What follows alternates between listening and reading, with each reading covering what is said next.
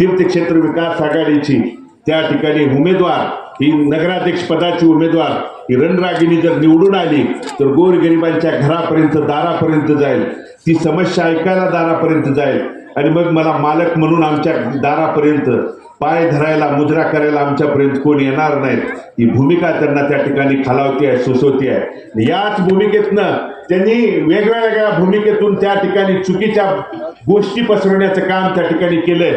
म्हणून उद्याच्या 4-5 दिवसामध्ये तुमच्या पुढं वेगवेगळ्या भूमिका, कारण तुम्ही जुनं काय केलं सांगायला तयार नाहीत। मंदिर परिसरात कॅरिडॉरच्या नावाखाली अनेकांची घरं उद्ध्वस्त करण्याचं काम केलं। त्या ठिकाणी रस्त्याचा जो डीपी प्लॅन आहे, रस्त्याचा डीपी प्लॅनच्या अगोदर बंधून 9 मीटरचे रस्ते होते, परंतु यांनी 15 मीटरचे रस्ते, मग मंदिर परिसर असेल किंवा इथं सुद्धा हा सुद्धा रस्ता तुमचा 15 मीटरचा त्यांनी प्रस्तावित केला। म्हणजे 15 मीटर कुठपर्यंत येतं हे घर। मग ह्या रस्त्यावर त्यांना कबड्डी खेळायची आहे का खो खो खेळायचं आहे एवढं? अरे गरिबांना उद्ध्वस्त करून विकास करायचं का तुम्ही जर घालत असाल? 9 मीटरच्या रस्त्याच्या बाबतीत आम्ही सगळ्यांनी होकार दिला होता, पण तुम्ही 15 मीटरचे रस्ते करून विकास विकास विकासाच्या नावाखाली घरं उद्ध्वस्त करून जर तुम्ही आमच्या घरावरती त्या ठिकाणी नांगर फिरवण्याचं काम जर पुढच्या काळात ते लोक करणार असतील बंधूंनो, तर वेळोत्साहावर होणं गरजेचं आहे।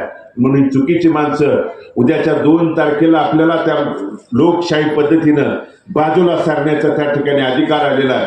आणि या तीर्थक्षेत्र विकास आघाडीच्या नगराध्यक्ष पदाच्या आणि आपल्या या प्रभागातल्या दोन्ही उमेदवारांना आपण रिक्षाच्या चिन्हासमोरचं बटन दाबून, काही आज चिन्ह मिळाल्यानंतर बऱ्याच जणाला असं पोटात हे होऊन कुणी टीका केली, रिक्षा 3 पायाची रिक्षा घेऊन आले म्हणून सांगितलं।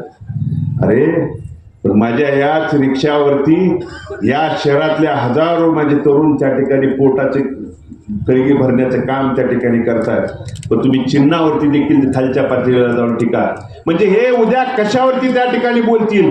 आणि ह्यांच्या सवयीप्रमाणे रस्त्यावरचं खड्ड्यावरचं धुळीतलं हे बोलतच नाही, आंतरराष्ट्रीय उड्डाण पुलावर बोलायला लागलेत। आता उड्डाण पूल, सरगम चौकातनं उड्डाण पूल करायचा, तिकडं खाली काढायचा, आणि मग इथल्या समस्येवरती तुम्ही बोला। त्या प्रिन्स चार्ल्सने सांगितलं, मला पंढरपूर शहरातलं गल्ली बोळ माहित आहे, माहित असणार की भूखंडावर डोळा तुमचा 40 वर्ष, कुठल्या गल्लीत कुठल्या भागात कुठला भूखंड मोकळा आहे का हे बघायला गल्ली बोळात फिरावंच लागणार।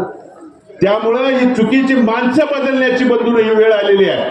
आणि म्हणून उद्याच्या 2 तारखेला आपण आशीर्वाद द्या, आपल्या दिलेल्या आशीर्वादाला या तीर्थक्षेत्र विकास आघाडीचं त्या ठिकाणी चांगल्या पद्धतीनं काम करून दाखवेल एवढंच अभिवचन या निमित्तानं देतो। आणि बहुसंख्येनं माझी माता भगिनी पुढे उपस्थित आहे। या ज्या माता भगिनींचं कारण आज जे त्या ठिकाणी एखादी आपल्यातली महिला पुढे चालल्यानंतर खाली खेचण्यासाठी राज्यातल्या मुख्यमंत्र्यापर्यंत जर त्याला खाली इथं लक्ष द्यावं लागत असेल बंधू, तर माता भगिनींनी पाठीशी उभं राहणं उद्याच्या 2 तारखेला काळाची त्या ठिकाणी गरज आहे।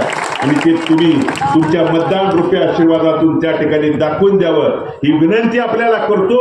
आणि आपण बहुसंख्येनं जमलात त्याबद्दल अंतःकरणपूर्वक मी आपल्या सर्वांचा आभार व्यक्त करून मी माझं मनोगत थांबवतो। धन्यवाद। जय हिंद, जय महाराष्ट्र।